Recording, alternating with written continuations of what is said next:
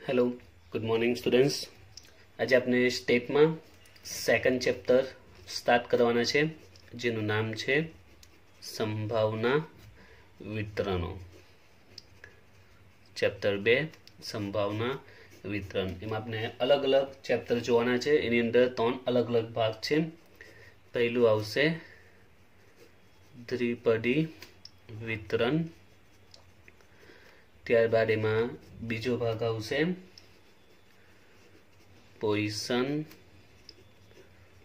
वितरण अने त्रीजो आवशे अति गुणोत्तर वितरण। એટલે એક જ ચેપ્ટરની અંદર 3 अलग अलग નાના ચેપ્ટર સમાયેલા છે। ચેપ્ટર 2 સંભાવના વિતરણ। તો આપણે 1 બાય 1 બધા ચેપ્ટર જોઈશું।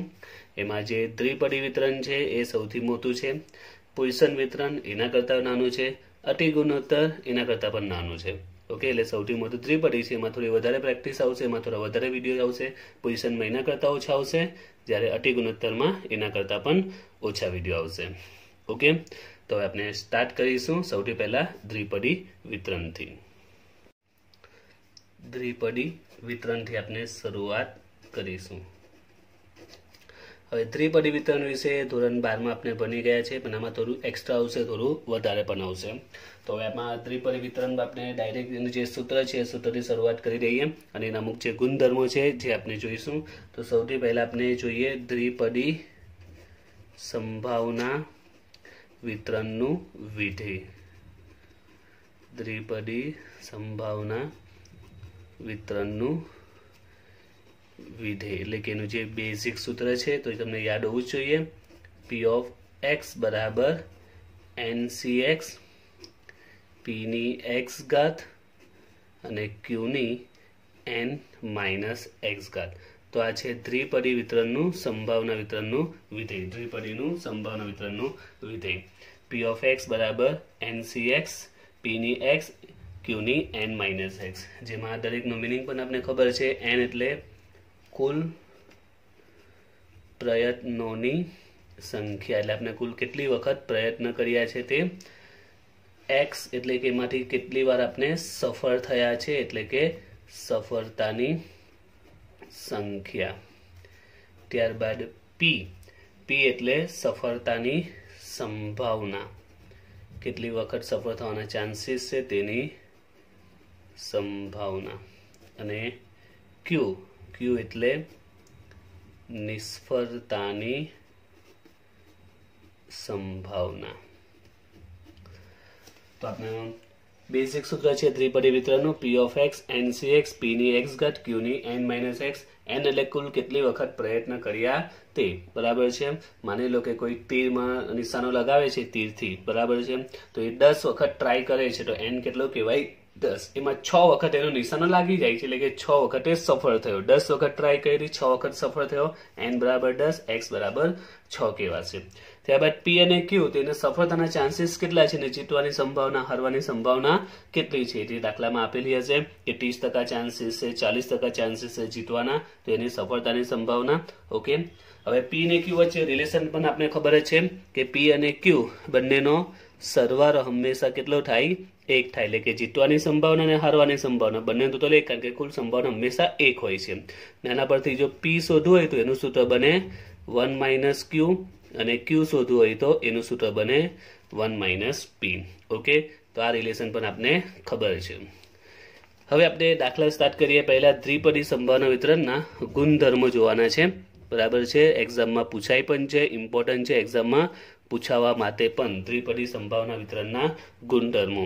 ઓકે, તો એ ગુણધર્મો કયા છે?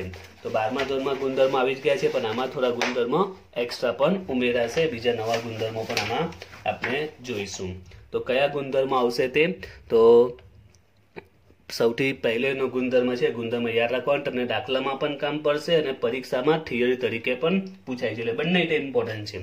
તો પહેલો ગુણધર્મ છે તે અસતત ચલનું સંભાવના વિતરણ છે। અસતત ચલનું સંભાવના વિતરણ છે પહેલો ગુણધર્મ। असतत चलનું સંભાવના વિતરણ છે। બીજો ગુણધર્મ એના પ્રાચલો, તો એના પ્રાચલો કયા છે? તો એના પ્રાચલો બે છે, એક છે n અને બીજું છે પી. બીજો ગુણધર્મ એના પ્રાચલો. એના પ્રાચલો કયા છે? એન અને પી. દાખલામાં આવું પણ આવશે કે દ્વિપદી વિતરણના પ્રાચલો શોધો, તો ખબર હોવી જોઈએ એના પ્રાચલો કયા છે? એન અને પી. ત્રીજો ગુણધર્મ છે એનો મધ્યક. દ્વિપદી વિતરણનો મધ્યક કોને કહેવાય? તો દ્વિપદી વિતરણનો મધ્યક છે એનપી. પરીક્ષામાં અને દાખલામાં પૂછાય છે દ્વિપદી વિતરણનો મધ્યક શોધો, તો મધ્યકનું સૂત્ર શું છે? એનપી. ચોથો ગુણધર્મ છે એનું વિચરણ. એનું વિચરણ શું છે? તો એનું વિચરણ છે એનપીક્યુ. વિચરણ કયું છે? એનપીક્યુ. તો પ્રમાણિત વિચરણ શું બનશે? આપણે ખબર બંને વચ્ચે શું રિલેશન છે? વર્ગમૂળનું. એટલે વર્ગમૂળમાં આવી જશે. તો ચોથો ગુણધર્મ એનું વિચરણ. વિચરણ શું છે? એનપીક્યુ. તો પ્રમાણિત વિચલન કેવું બનશે? વર્ગમૂળમાં એનપીક્યુ. ત્યાર પછી પાંચમો ગુણધર્મ છે, તો આ વિતરણમાં મધ્યક ઇઝ ઓલવેઝ ગ્રેટર ધેન વિચરણ. એટલે કે મધ્યકની કિંમત હંમેશા વિચરણ કરતા કેવી હોય છે? મોટી હોય છે. તમે ચોપડીમાં ગુણધર્મ આપેલા જ છે, બરાબર છે. હું શોર્ટમાં સમજાવું છું કે આ વિતરણમાં મધ્યક હંમેશા કેવો હોય છે? મોટો હોય છે, વધારે હોય છે. એની કિંમત કોના કરતા?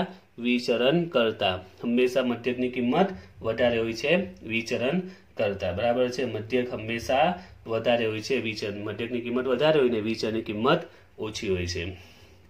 ત્યારબાદ છઠ્ઠો ગુણધર્મ છે કે જો P ઇઝ ઇક્વલ ટુ 1/2 હોય કે પછી P ગ્રેટર ધેન 1/2 હોય કે પછી P લેસ ધેન 1/2 હોય. આ ત્રણેય સિચ્યુએશનમાં દાખલામાં પણ આવશે કે એના આવૃત્તિ વિતરણની વિષમતા. 11મા ધોરણમાં તમને વિષમતા અને વિષમતાંક શોધવાના દાખલા આવતા હતા. તો આમાં P પર ડિપેન્ડ કરશે કે એના આવૃત્તિ વિતરણની વિષમતા કેવી હશે. જો P ગ્રેટર ધેન 1/2 એટલે કે P ની કિંમત 1/2 એટલે કે 0.50% વધારે હોય, 1/2 એટલે કે 50% ઓછી હોય, તો બંને સિચ્યુએશનમાં ઓપોઝિટ રીતે યાદ રાખવાનું છે. જો ગ્રેટર ધેન હોય, ગ્રેટર ધેન એટલે આપણે શું કહીએ? ગ્રેટર ધેન એટલે કે વધારે ધન. જો ગ્રેટર ધેન હોય તો એને વિષમતા ઋણ કહેવાય. કઈ રીતે યાદ રાખવાનું? ઓપોઝિટ યાદ રાખવાનું છે. કારણ કે આપણે ખબર ગ્રેટર એટલે વધારે, વધારે એટલે પ્લસ કહેવાય, પણ આમાં વધારે એટલે ઓછું એટલે કે ઋણ. અને જો લેસ ધેન એટલે ઓછું, ઓછું એટલે માઇનસ કહેવાય, પણ અહીંયા ધન આવશે. એની વિષમતા કેવી આવશે? ધન આવશે. તો આ બીજો ગુણધર્મ યાદ રાખવાના છે. જો ગ્રેટર ધેન 1/2 હોય તો વિષમતા ઋણ, લેસ ધેન 1/2 હોય તો વિષમતા ધન. અને જો ઇક્વલ ટુ હોય તો એ સમમિત આવૃત્તિ વિતરણ બને, એટલે કે ન્યુટ્રલ થઈ જાય છે, પ્લસ પરની અને માઇનસ પરની. જો ઇક્વલ ટુ 1/2 હોય તો. ઓકે, તો આ નોર્મલી 8 ગુણધર્મ 12મા ધોરણમાં પણ હતા. હવે કોલેજ લેવલ પર બીજા 2 ગુણધર્મ એક્સ્ટ્રા ઉમેરાશે. તો એક્સ્ટ્રા કયા 2 ગુણધર્મ ઉમેરાશે તે તમારે યાદ રાખવાના છે, જે આ પોઝિશન ને અતિ ગુણોત્તર સાથે સંકળાયેલા છે. પોઝિશન અને પ્રામાણ્ય વિતરણ પણ આવતું હતું 12મા એ ચેપ્ટર પણ આમાં આવશે. તો જ્યારે n ની કિંમત ખૂબ જ વધારે હોય, એટલે કે આપણે જે n છે, n ની કિંમત નોર્મલી તમે જ્યારે ત્રિપદી વિતરણ મોટા ભાગે n ની કિંમત 10 ની આસપાસ હોય, 1 થી 10 લઈને 10 સુધી એમ. પણ જ્યારે n ની કિંમત ખૂબ જ વધારે હોય, બરાબર છે, અને p ની કિંમત ખૂબ જ નાની હોય, ઓછી હોય. n ની કિંમત વધારે હોય અને p ની કિંમત નાની હોય, તો એવી સિચ્યુએશનમાં દ્વિપદી વિતરણ, આવી સિચ્યુએશન હોય કે n ની કિંમત ખૂબ વધારે હોય અને p ની કિંમત ખૂબ નાની હોય, તો દ્વિપદી વિતરણ એ પોઇસન વિતરણને અનુસરે છે. હવે એટલે શું? જ્યારે દાખલામાં p ની કિંમત n ખૂબ જ વધારે હોય અને p ની કિંમત ખૂબ જ નાની હોય, તો દ્વિપદી વિતરણ પોઇસન વિતરણને અનુસરે છે. એટલે આનો અર્થ એવો થાય કે જ્યારે કોઈ દાખલામાં n ખૂબ જ વધારે હોય, 40, 50, 100, 200, અને p ની કિંમત ખૂબ જ નાની હોય, 0.001, આવી સિચ્યુએશન આવે, તો એવી સિચ્યુએશનમાં એ દાખલો તમે દ્વિપદી વિતરણથી નહીં ગણી શકો. તમારે દાખલાને સોલ્વ કરવા માટે, એની સંભાવના શોધવા માટે કયું વિતરણ વાપરવું પડે? પોઇસન વિતરણ વાપરવું પડે. જે આપણામાં આવશે બીજો ભાગ છે પોઇસન વિતરણ. એટલે જ્યારે n ની કિંમત ખૂબ જ વધારે હોય અને p ની કિંમત ખૂબ જ નાની હોય, એવી સિચ્યુએશનમાં દ્વિપદી વિતરણ પોઇસન વિતરણને અનુસરે છે. એટલે કે દ્વિપદી વિતરણથી દાખલો નહીં થશે, તમારે પોઇસન વિતરણથી દાખલો ગણવો પડશે. એ જ રીતે છેલ્લો નિયમ પણ આ જ રીતે છે કે જ્યારે n ની કિંમત ખૂબ વધારે હોય, n ની કિંમત કેવી હોય? ખૂબ વધારે હોય, અને p ની કિંમત ખૂબ જ નાની ન હોય, એટલે કે પી ખૂબ જ નાનો ન હોય પરંતુ એન ખૂબ જ વધારે હોય, 100 200 જેવો એન હોય, 300 400 હજારોમાં એન હોઈ શકે, અહીંયા પણ એન બંનેમાં હજારોમાં જઈ શકે, લાખોમાં બી જઈ શકે છે. અને પી ની કિંમત જો ખૂબ જ નાની હોય ને, અહીંયા પી ની કિંમત ખૂબ નાની નોર્મલ હોય, 0.5 0.4 એક નોર્મલ વેલ્યુ આપેલી હોય, બરાબર છે. તો આવી સિચ્યુએશનમાં દ્વિપદી વિતરણ અહીંયા પોઈસન વિતરણને અનુસરે છે, તો અહીંયા ઘડી પ્રામાણ્ય વિતરણને અનુસરશે. એટલે આ દાખલો દ્વિપદીથી નહીં થશે, તમારે પોઈસન વિતરણની મદદથી એની સંભાવના શોધવી પડશે. તો આ બે નિયમ આપણે 12માં નહીં હતા, જે આપણે FYમાં આવે છે. ઓકે, તો જ્યારે n ની કિંમત ખૂબ વધારે અને p ની કિંમત નાની હોય તો દ્વિપદી વિતરણ પોઈસન વિતરણને અનુસરે, અને n ની કિંમત વધારે હોય અને p ની કિંમત ખૂબ જ નાની ન હોય તો એ દ્વિપદી વિતરણ પ્રામાણ્ય વિતરણને અનુસરે છે. ઓકે, હવે આપણે દાખલા સ્ટાર્ટ કરીએ. તો શરૂઆતમાં આપણે થોડા બેઝિક દાખલાથી શરૂઆત કરીશું, એટલે ચેપ્ટરનો કન્સેપ્ટ ક્લિયર થશે, તો યાદ આવી જશે. પછી ધીમે ધીમે આપણે ટ્વિસ્ટ જે દાખલા આવે છે તે સ્ટાર્ટ કરીશું. ઓકે, તો જોઈએ આજનો પહેલો દાખલો. તો એક સિક્કાને 5 વખત ઉછાળવામાં આવે છે. એક સિક્કાને 5 વખત ઉછાળવામાં આવે છે. તો હવે અલગ અલગ સવાલ આપેલા છે. 3 સિક્કા મરે, 3 વખત છાપ મળે. બીજું, વધુમાં વધુ 1 છાપ મળે. અને ત્રીજો સવાલ, ઓછામાં ઓછી 3 છાપ મળે તેની સંભાવના શોધો. તો 12મા ધોરણમાં પણ તમે કદાચ પહેલો દાખલો સિક્કાવાળો જ ભણ્યા હશે. ઓકે, તો કોઈ પણ દાખલો હશે દ્વિપદી વિતરણનો, તો અત્યારે દાખલો આ દ્વિપદી વિતરણનો છે કે નહીં ખબર કઈ રીતે પડશે, તો અત્યારે ખ્યાલ નહીં આવશે. જેમ જેમ ચેપ્ટરમાં આગળ વધશે, બીજા પોઝિશન આપણે ચાલુ કરીશું, ઓર્થોગોનલ ચાલુ કરીશું, ત્યારે હું કમ્પેર કરીને સમજાવીશ, એટલે ઓળખવાનું, કારણ કે પરીક્ષામાં બધું ભેગું આવશે તો ખબર કઈ રીતે પર એક પ્રશ્ન થયા. તો જેમ જેમ થોડું ચેપ્ટર ચાલશે, એન્ડિંગ પર આવશે, બરાબર છે, ત્યારે તમને ખ્યાલ આવી જ જશે કે દાખલો દ્વિપદીનો છે કે પોઝિશનનો છે કે અતિગુણોત્તરનો છે. ત્યાં બધા ચેપ્ટરના દાખલા જોઈશું એટલે ખબર પડી જશે. ઓકે, તો અહીંયા આવી ગયા ચેપ્ટર પર કે એક સિક્કાને 5 વખત ઉછાળવામાં આવે છે. તો યાદ રાખજો, દાખલો દ્વિપદી વિતરણનો છે. ઓકે, તો દ્વિપદી વિતરણનું કેમ છે તે ફરીથી કહું છું. જેમ જેમ ચેપ્ટરમાં પ્રેક્ટિસ કરીશું, આગળના દાખલા જોઈશું, એટલે ખ્યાલ તમને આવી જશે. ઓકે, તો સ્ટાર્ટ કરીએ દાખલો. તો દ્વિપદી વિતરણ માટે કોઈ પણ દાખલો હોય, સૌથી પહેલા તમારે યાદ રાખવાનું, તમારે જરૂર પડે n, p અને q ની. મુખ્ય 3 વસ્તુની પહેલા જરૂર પડશે, કારણ કે સૂત્રમાં આપણે n, p, q અને x, ઓકે, 4 વસ્તુ આવે છે, n, p, q અને x. તો એમાં n, p, q પહેલા તમને મળી જશે, ને જે x હંમેશા જે પ્રશ્ન હશે એમાંથી મળશે. આ ખાસ યાદ રાખજો, જે આપણે પ્રશ્ન પૂછેલો હશે, જે સવાલ પૂછેલો હશે, x હંમેશા તેમાંથી મળશે, અને બાકીની જે ઇન્ફોર્મેશન છે એમાંથી n, p અને q મળી જશે. હવે અહીંયા 3 અલગ અલગ સવાલ કરેલા છે, બરાબર છે, 3 અહીંયા અલગ અલગ સવાલ છે. ઓકે, એટલે x તો કોમન છે, આ પ્રશ્ન માટે જ મળી જશે. તો આપણે જે બાકીની માહિતી છે એમાંથી આપણે n, p, q મળશે. ફરીથી જે પ્રશ્ન પૂછેલો હોય તેમાં જ x હોય, તો આપનો પ્રશ્ન છે કે આ છાપ મળે, આટલી છાપ મળે વગેરે, આપનો x છે. તો આપણે n, p, q પહેલા શોધવા પડશે. તો જે બાકીની માહિતી છે એનામાંથી n, p, q મળશે. તો n એટલે કે પ્રયત્નની સંખ્યા, તમે કેટલી વાર પ્રયત્ન કર્યા. તો આપણે સિક્કાને 5 વખત ઉછાળ્યો, એટલે કે 5 વખત પ્રયત્ન કર્યા છે, એટલે n કેટલો કહેવાશે? 5 કહેવાશે. સિક્કાને 5 વખત ઉછાળ્યો છે એટલે 5 વખત પ્રયત્ન કર્યા છે, એટલે n 5 કહેવાશે. હવે p ને q કેટલો આવે, તો p ને q ની પણ માહિતી આપેલી હોય, પરંતુ સિક્કા માટે નિયમ છે કે સિક્કા માટે કાટ અને છાપની સંભાવના હંમેશા સરખી હોય છે. સિક્કો ઉછાળો તો છાપ આવે કે કાટ આવે, બંને સંભાવના હંમેશા ઇક્વલ હોય છે, 1/2 હોય છે. એટલે સિક્કાવાળા દાખલા માટે નિયમ છે કે p ને q ની કિંમત હંમેશા કેટલી આવે? 1/2 આવે. આ ફક્ત સિક્કા માટે. બીજા બધા દાખલામાં p, q આપેલા છે, કાં તો શોધવા પડશે, પરંતુ સિક્કા માટે ફિક્સ જ છે, p ને q કેટલા હોય? 1/2 હોય. ઓકે, તો n, p, q મળી ગયા. હવે શું બાકી બચ્યો? x. એ તો સવાલમાં છે. તો આપનો પહેલો પ્રશ્ન શું છે કે 3 વખત છાપ મળે. 3 3 વખત છાપ મળે। હવે સિક્કામાં અહીંયા છાપ મળે કે કાટ મળે બંને માટે એક સરખો જ નિયમ છે। તો 3 વખત છાપ મળે તો આમાં ખબર પડી જવું જોઈએ કે x કેટલો આવે 3 આવે। 2 વખત છાપ મળે તો x 2 ઓકે। 1 વખત છાપ મળે તો x 1 કહેવાય।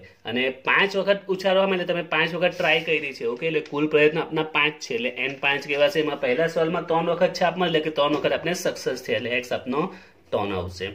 હવે કિંમત મૂકી દઈએ NCX P ની x અને Q ની n-x। તો x ની વેલ્યુ છે 3, n છે 5, P 1/2, x ની કિંમત છે x 3, Q 1/2, n ની કિંમત 5, x ની કિંમત 3 ઓકે। તો સિમ્પલ આપણે કિંમત મૂકી દીધી। હવે 5C3 તો 5 × 4 × 3 છેદમાં 3 × 2 × 1 1/2 ની 3 ઘાત એટલે 1 ની પણ 3 ઘાત અને 2 ની પણ 3 ઘાત 1 ની 3 ઘાત 1 અને 2 ની 3 ઘાત 8 5 - 3 એટલે કેટલા થઈ જશે 2 થઈ જશે બરાબર। એટલે 1/2 ની 2 ઘાત 1 ની 2 ઘાત 1 અને 2 ની 2 ઘાત 4। તો એને સોલ્વ કરીએ તો આમાં ઉડાવવાની કંઈ જરૂર નહીં ડાયરેક્ટ લખી દેવાનું 5 × 4 = 20 સોરી આ જે ઉડી આપણે ઉડાવી દઈશું 3 ને 2 × 4 અહીંયા આપણે કંઈ ઉડાવવાની જરૂર નથી ખાલી અહીંયા જે 5C3 5 સુધી સોલ્વ કરતા જે આવે તે લખી દઈશું। તો 5 × 10 × 1/8 1/4 એટલે જવાબ આવશે 10/32। તમે ઉડાવો નહીં તો પણ ચાલે આ જવાબ પણ ચાલી શકે છે। પરીક્ષામાં કોઈ માર્ક્સ કપાતા નથી। આવું શા માટે કહું છું એકચ્યુઅલી ઉડાવવું જરૂરી છે પણ ઘણા સ્ટુડન્ટ આ ઉડાવમાં ભૂલ પડી જાય છે કારણ કે હવે શું થઈ ગયું છે કેલ્સી વાપરતા થઈ ગયા છે બરાબર છે। તો કેલ્સી પર વાપરવાને કારણે હવે મોટી ગણતરીમાં ભૂલ કરી બેસે છે એટલે એના માટે કહ્યું તમે ઉડાવો નહીં ચાલશે કારણ કે ઉડાવવા જતાં જો કંઈ ભૂલ પડી જાય કારણ કે તપાસનારને પહેલાં જવાબ જ દેખાશે તમારો અને જો જવાબમાં તમે ઉડાવમાં ભૂલ કરી તો દાખલો સાચો હશે તો બી તમે માર્ક્સ મળશે નહીં। એટલે જો ઉડાવવું જરૂરી છે પણ જો ઉડાવમાં ભૂલ પડતી હોય તો આ જવાબ જો આપણે અહીંયા ઉડાવવું હોય તો આપણે બંનેને કટ કરી શકીએ છીએ તો બંને બે વડે ઉડી શકીએ તો 5/16 આવશે। એકચ્યુઅલી સાચો જવાબ આ છે પણ આ રહ્યો તો પણ ચાલી શકે છે। એના માટે કહ્યું કે તમારી ભૂલ નહીં પડે કારણ કે ઉતાવળમાં ભૂલ થઈ જતી હોય છે એના માટે ઓકે। હવે જોઈએ બીજો પ્રશ્ન શું પૂછેલો છે તે વધુમાં વધુ એક છાપ મળે ઓકે। વધુમાં વધુ એક છાપ તો આપણે એનું મિનિંગ ખબર જ છે વધુમાં વધુ એક એટલે કે એક કે તેનાથી ઓછી છાપ મળે બરાબર। આનું મિનિંગ શું થાય એક કે તેનાથી ઓછી વધુમાં વધુ એક એટલે કે એક કે તેનાથી ઓછી એટલે કે x કેટલો આવશે x 1 આવશે તો 1 થી ઓછો એટલે શું આવે 0 આવશે એટલે x ની વેલ્યુ 0 હશે કાં તો 1 હશે। 1 કે તેનાથી ઓછી તો 1 1 થી ઓછી 0 એટલે x ની કિંમત આપણે 2 વખત મૂકવી પડશે એકવાર 0 મૂકીશું ને એકવાર 1 મૂકીશું 2 વાર વેલ્યુ મૂકીશું। તો પહેલા આપણે 0 મૂકી દઈએ p of x NCX P ની x ઘાત Q ની n-x પહેલા x ની વેલ્યુ 0 મૂકી દઈએ n 5 છે P 1/2 ની 0 ઘાત અને અહીંયા 5 - 0 તો 5C0 યાદ રાખજો 5C0 જવાબ શું આવે 1 આવે। આમાં ઘણીવાર ઉતાવળમાં 5 લખાઈ જાય છે બરાબર ભૂલ પડે છે કન્ફ્યુઝન થઈ જાય 5C0 નો આન્સર કેટલો આવે 1 આવે। 1/2 ની 0 ઘાત કોઈ બી સંખ્યાની 0 ઘાત હોય એનો જવાબ પણ એક જ આવે બરાબર। 5C0 1 આવે ને 1/2 ની 0 ઘાત કોઈ બી સંખ્યાની 0 ઘાતનો જવાબ એક જ આવે। 1/2 ની 5 ઘાત 5 - 0 એટલે 5 તો 1 ની 5 ઘાત 1 ને 2 ની 5 ઘાત 32 એટલે જવાબ કેટલો આવશે 1/32। હવે x ની કિંમત 0 મૂકી હવે x ની કિંમત 1 મૂકીએ 5C1 1/2 ની 1 ઘાત અને 1/2 ની 5 - 1 તો 5C1 એટલે કેટલા થાય 5 થાય 1/2 ની 1 ઘાત 1 ની 1 ઘાત 1 2 ની 1 ઘાત 2 5 - 1 એટલે કેટલા થાય 4 તો 1 ની 4 ઘાત 1 2 ની 4 ઘાત 16 એટલે જવાબ કેટલો આવશે 5 × 1 × 1 એટલે 5 16 × 32 તો હવે છેલ્લો જવાબ કેટલો આવશે તો હવે આપણે લખવાનું વધુમાં વધુ એક છાપ મળે તેની સંભાવના તો આ જે બે જવાબ મળ્યા x ની બે કિંમત મૂકતા એ બંનેનો આપણે સરવાળો કરીશું 1/32 5/32 એટલે જવાબ આવશે 6/32 32 છેડે સરખા છે એટલે 1 વાર 1 + 5 6 જવાબ 6/32 હવે અહીંયા 2 વડે ઉડે છે ઉડાવતો પણ ચાલે નહીં ઉડાવતો પણ ચાલશે હવે એ જ રીતે હવે ત્રીજું જોઈએ ઓછામાં ઓછી 3 છાપ મળે ઓછામાં ઓછી 3 છાપ મળે ત્રીજો સવાલ ઓછામાં ઓછી 3 છાપ મળે ઓછામાં ઓછી 3 છાપ મળે તો આનો મીનિંગ શું થાય ઓછામાં ઓછી 3 છાપ એટલે 3 કે તેનાથી વધુ છાપ મળે 3 કે તેનાથી વધુ એટલે કે x કેટલો આવશે 3 કે 3 થી વધુ એટલે 3 4 5 6 7 જયા કરે પરંતુ યાદ રાખજો કે આપણે સિક્કો કેટલી વાર ઉછાળ્યો છે 5 એટલે કોમન છે 5 થી વધારે તો છાપ આવી જ નહીં શકે એટલે 3 કે 3 થી વધારે એટલે કે 3 4 અને 5 જ જાય 6 પોસિબલ નથી કારણ કે સિક્કો જ 5 વખત ઉછાળ્યો છે ને જો 5 વખત ઉછાળ્યો તો વધારે છાપ કેટલી આવે 5 થી વધારે આવી જ નહીં શકે તો 3 કે તેનાથી વધુ માં 3 4 5 6 જયા જ કરે પણ આમાં વધારે કેટલું આવે 5 સુધી જ આવે યાદ રાખજો n જેટલો હોય ને જો n 10 હોય ને તો x ની વેલ્યુ 0 થી લઈને 10 સુધી જ આવે આ યાદ રાખજો જો n ની વેલ્યુ 8 હોય ને તો x ની વેલ્યુ કઈ પોસિબલ છે 0 થી લઈને 8 સુધી જ n જો 6 હોય તો x ની વેલ્યુ 0 થી લઈને 6 સુધી જ આવી શકે બીજી પોસિબલ નથી ઓકે હવે અહીં આપણે x ની વેલ્યુ 3 4 અને 5 અલગ અલગ મૂકીએ પહેલા આપણે 3 મૂકીએ હવે x ની વેલ્યુ આપણે 3 મૂકીએ પરંતુ 3 મૂકો એ ગણતરી પહેલા દાખલામાં આવી જ ગઈ છે પરીક્ષામાં પણ એવું બની શકે છે જો આગળ ગણતરી કરી નહીં કે દાખલામાં તો ફરી બીજી વાર કરવાની જો ને ડાયરેક્ટ લખી દો અને 3 મૂકતા જવાબ કેટલો આવેલો 5/16 એને લખીશું આ લખીશું 10/32 કેમ તે પછી ખબર પડી જશે તો x 3 મૂકતા જવાબ કેટલો આવે છે 10/32 આગળ ગણતરી કરેલી છે તો પાછી કરવાની જરૂર નથી પરીક્ષામાં પણ નહીં કરો તો ચાલશે કોઈ માર્ક્સ નહીં કપાય હવે x બરાબર 4 મૂકીએ તો NCX એટલે 5C4 1/2 4 ઘાત અને 1/2 5 - 6 5C4 ને જો સોલ્વ કરે જો આ 5 આવશે જો આપણે સોલ્વ કરીશું તો 1/2 4 ઘાત 1 ની 4 ઘાત 1 2 ની 4 ઘાત 16 5 4 આવશે 5 - 4 એટલે 1 કહેવાશે 1 ની 1 ઘાત 1 2 ની 1 ઘાત 2 તો 5 × 1 × 1 એટલે 5 અને 16 32 હવે x બરાબર કેટલા મૂકીશું આપણે 5 મૂકીશું એટલે કે P5 મળશે 5C5 1/2 5 ઘાત અને 1/2 5 - 5 હવે 5C5 તો આપણને યાદ રાખજો જેવી રીતના 5C0 નો આન્સર 1 આવે અને 5C5 બંને સેમ હોય તેનો આન્સર પણ 1 જ આવે 1/2 5 ઘાત તો 1 ની 5 ઘાત 1 અને 2 ની 5 ઘાત થઈ 32